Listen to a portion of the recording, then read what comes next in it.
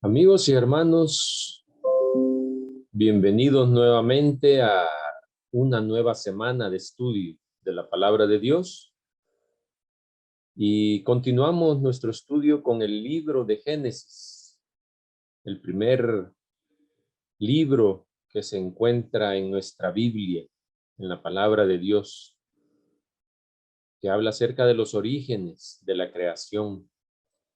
Y continuando el estudio, iniciamos una nueva semana con un nuevo tema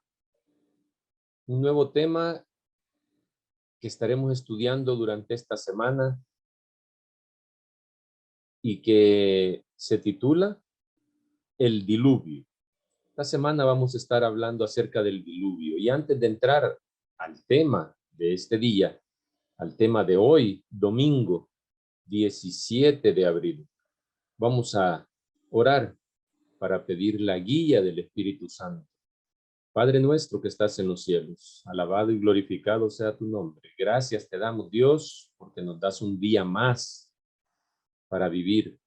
Nos das un día más para poder ponernos a cuentas y estar, Señor, preparados cualquier momento que Cristo Jesús venga.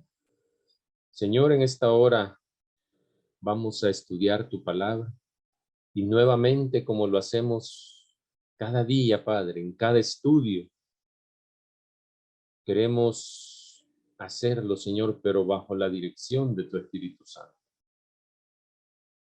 Por eso, Señor, que invocamos la presencia de tu Santo Espíritu en cada uno de nosotros y que seas tú quien guíe el estudio en este día.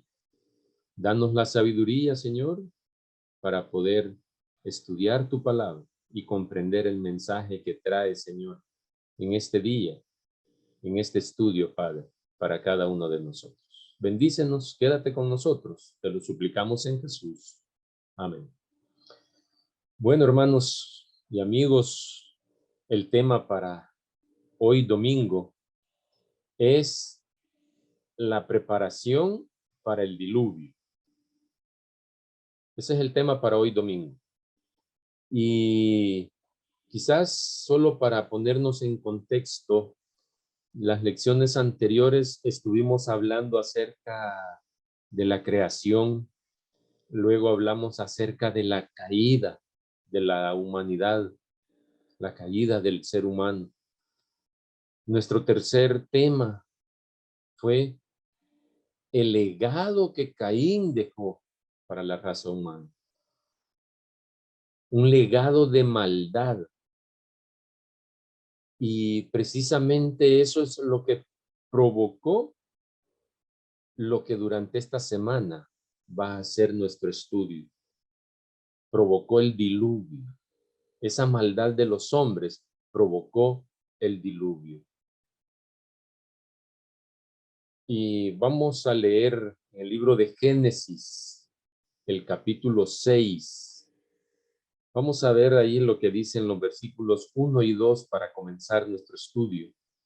Dice, y acaeció que cuando comenzaron los hombres a multiplicarse sobre la faz de la tierra y les nacieron hijas. Versículo 2 dice, viendo los hijos de Dios que las hijas de los hombres eran hermosas, tomáronse mujeres.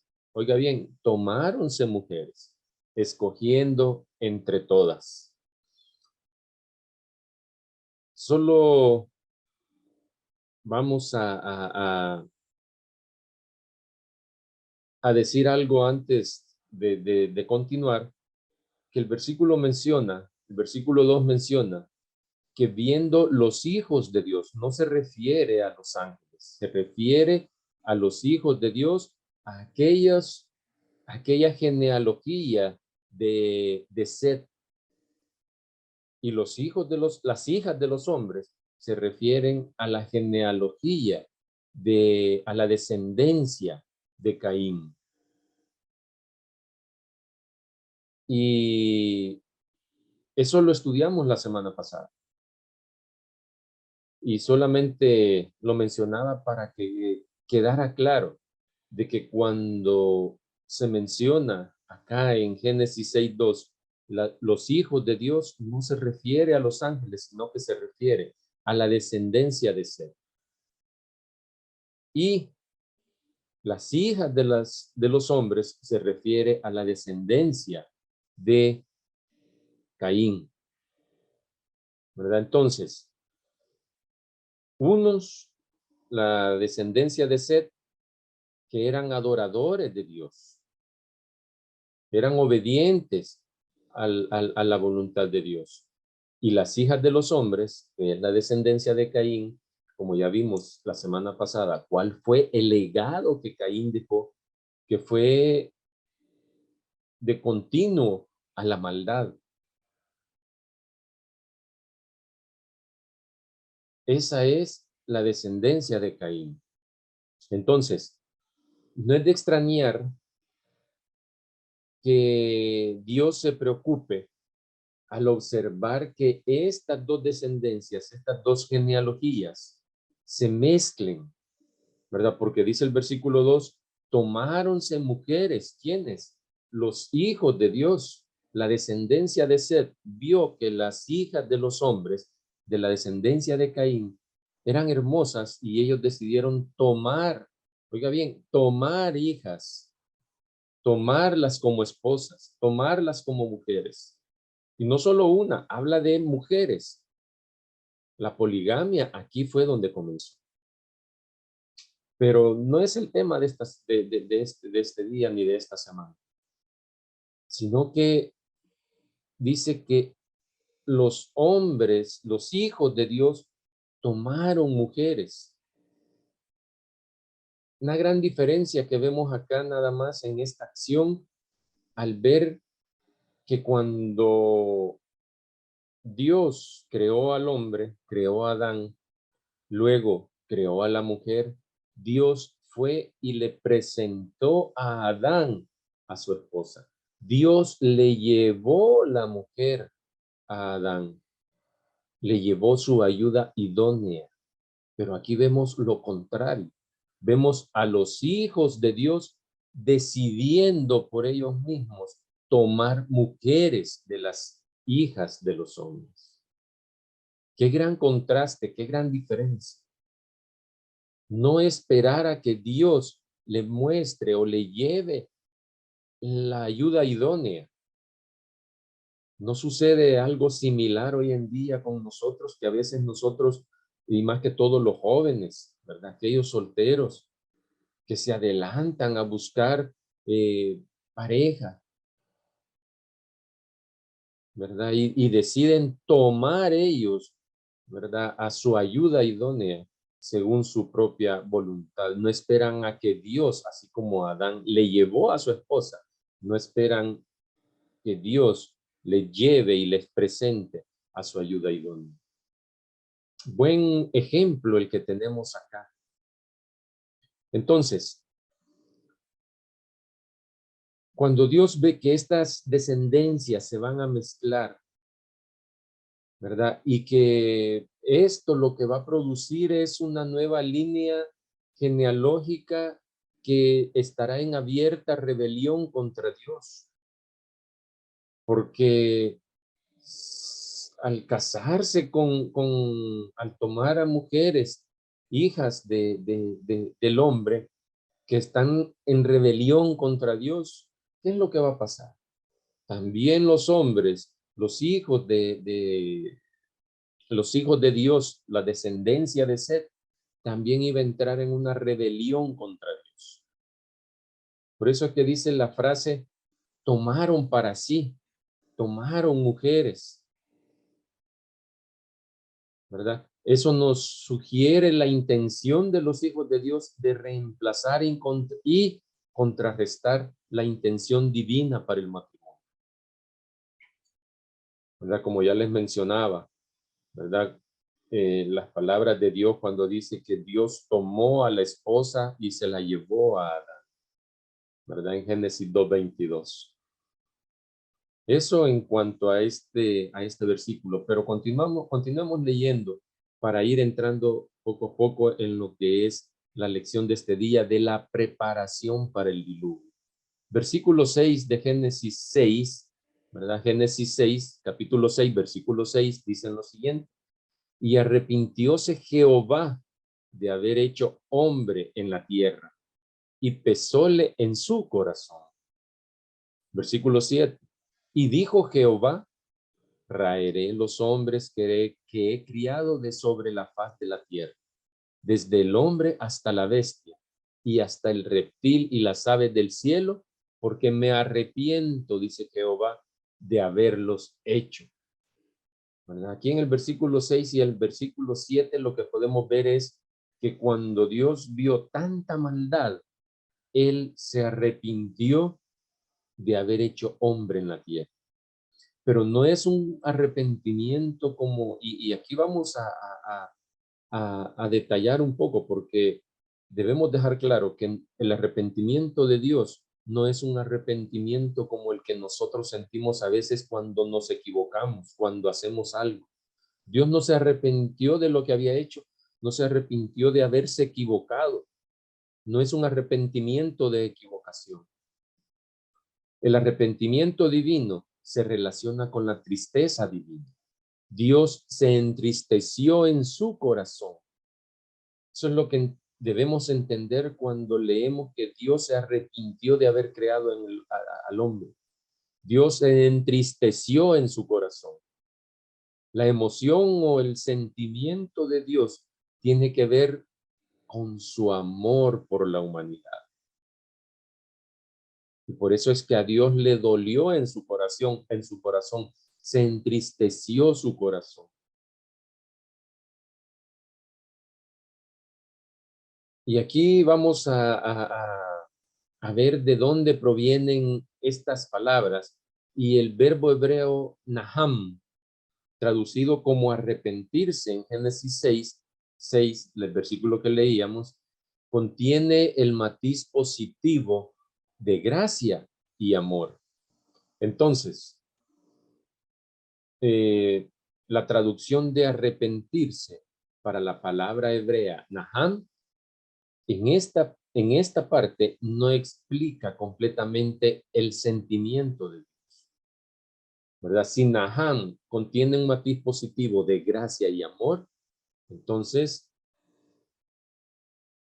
el arrepentimiento acá no, si nos basamos en este verbo hebreo, naham, no está explicándonos completamente el sentimiento de Dios. El arrepentimiento divino no significa que Dios haya cambiado de opinión, ¿verdad? Más bien, antes contiene los elementos de gracia y consuelo. Gracia y consuelo. El uso de la palabra naham trae esperanza, porque tenemos la perspectiva de la salvación mediante el diluvio. La emoción de Dios revela su amor por la humanidad. Sin embargo, Dios expresa su amor mediante su juicio. La respuesta de Dios a la maldad mediante la destrucción es un acto de amor. Pareciera contradictorio, ¿verdad? Que cómo Dios va a destruir algo, ¿verdad? Y ese acto de destrucción va a ser un acto de amor, ¿verdad? La palabra hebrea mahá, que significa raer, cortar, se presenta en un juego de palabras con la palabra anterior naham, ¿verdad? Se presentan ahí en un juego de palabras, ¿verdad? Arrepentimiento y consuelo, ¿verdad? Que evoca la tristeza y la compasión de Dios hacia la humanidad por medio de Noé. Mientras que Naham sugiere el lado positivo del juicio, Mahá revela el lado negativo, porque Mahá es raer, ¿verdad? La palabra Mahá pertenece al lenguaje del juicio y más precisamente quiere decir borrar, Por eso dice, raeré a los hombres, borraré a los hombres, ¿verdad? Entonces aquí hay un juego de palabras en este arrepentimiento, ¿verdad? Majá, por un lado, ¿verdad? Que es raer, que es borrar, que es cortar. Y la otra palabra que es naham, que es consuelo, que es arrepentirse, es el lado positivo del juicio. Pero más allá de esa destrucción física a lo que se refiere, ¿verdad? Del borrar, del eliminar, este verbo implica una destrucción física que funciona en sentido contrario a la creación, revirtiendo los actos creadores de Dios. Pero más allá de la destrucción física, este acto de juicio también se refiere a ser borrado espiritualmente del libro de la vida. En el pensamiento bíblico, el amor y la justicia van de la mano. Nosotros sabemos que tenemos un Dios justo, que tenemos un Dios de amor, esa es la esencia de nuestro Dios. Pero también es un Dios justo, un Dios que va a aplicar la justicia en un determinado momento. Y algunos han visto acá paralelismos, ¿verdad? Con el arca del tabernáculo, ¿verdad?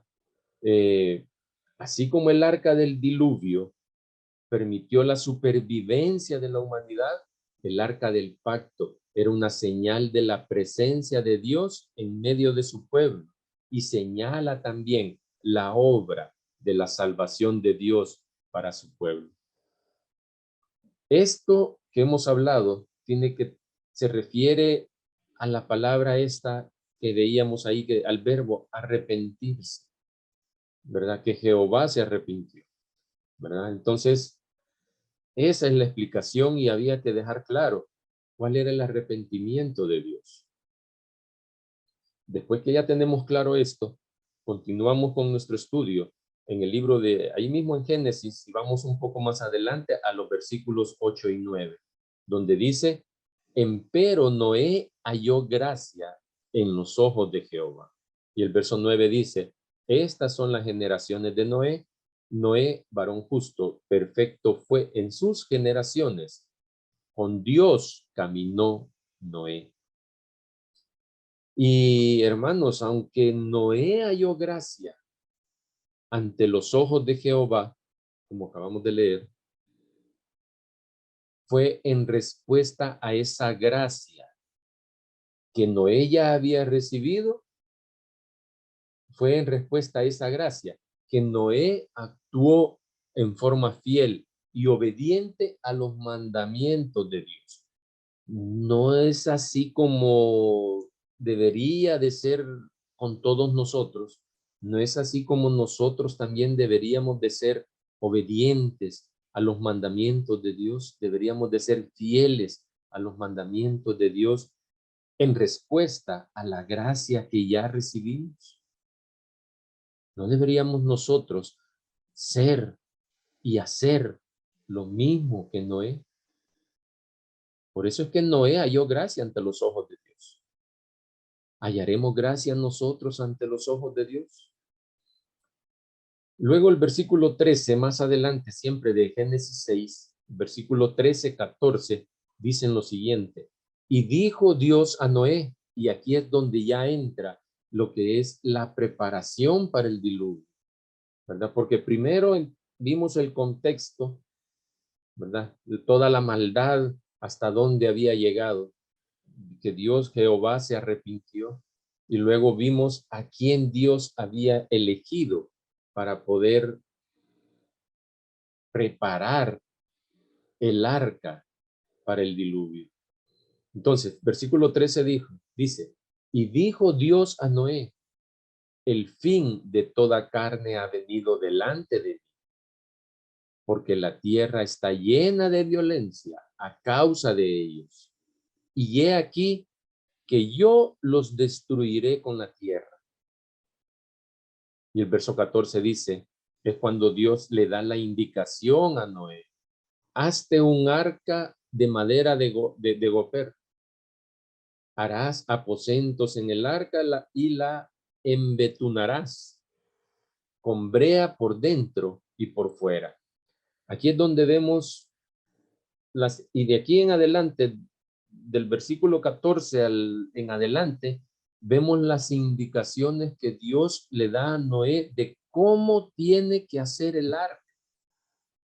Las dimensiones, cómo lo iba le dijo que que le pusiera brea por dentro y por fuera.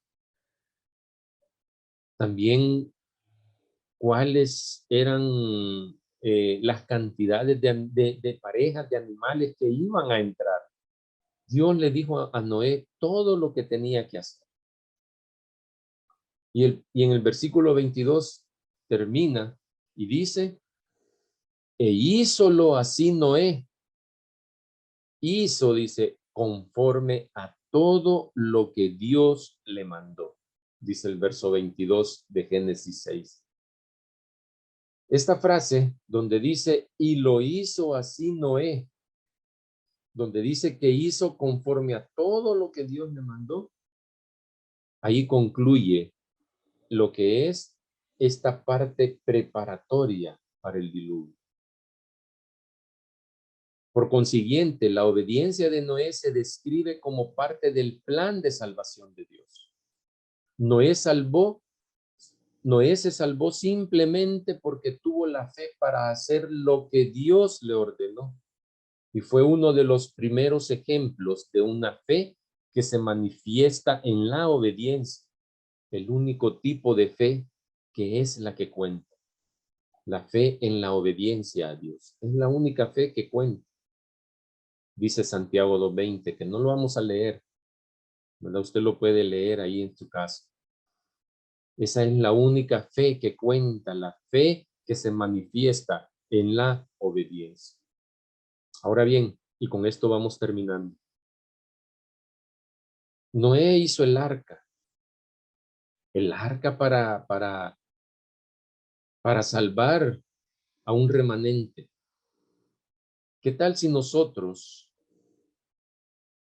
comparamos o hacemos una similitud de esta arca con la iglesia? ¿No es la iglesia también donde encontramos salvación? ¿Dónde encontró salvación Noé y su familia? En el arca. ¿Dónde encontramos salvación nosotros? ¿Dónde encontramos a Jesús, que es el que nos salva? Lo encontramos en la iglesia. ¿Y qué tal si nosotros construimos una iglesia de acuerdo a la voluntad de Dios? Así como Noé construyó el arca de acuerdo a las indicaciones de Dios, ¿por qué nosotros no podríamos construir una iglesia de acuerdo a las indicaciones que están en la Biblia, de acuerdo a la voluntad de Dios? En la iglesia encontramos salvación, en la iglesia encontró la salvación también, en el arca encontró la salvación Noé. Trabajemos para Dios cada uno de nosotros, hermanos, y no dudemos nunca del amor de Dios. Que el Señor te bendiga y te guarde durante este día. Es mi deseo y mi oración. Y no te olvides de permanecer conectado con el cielo.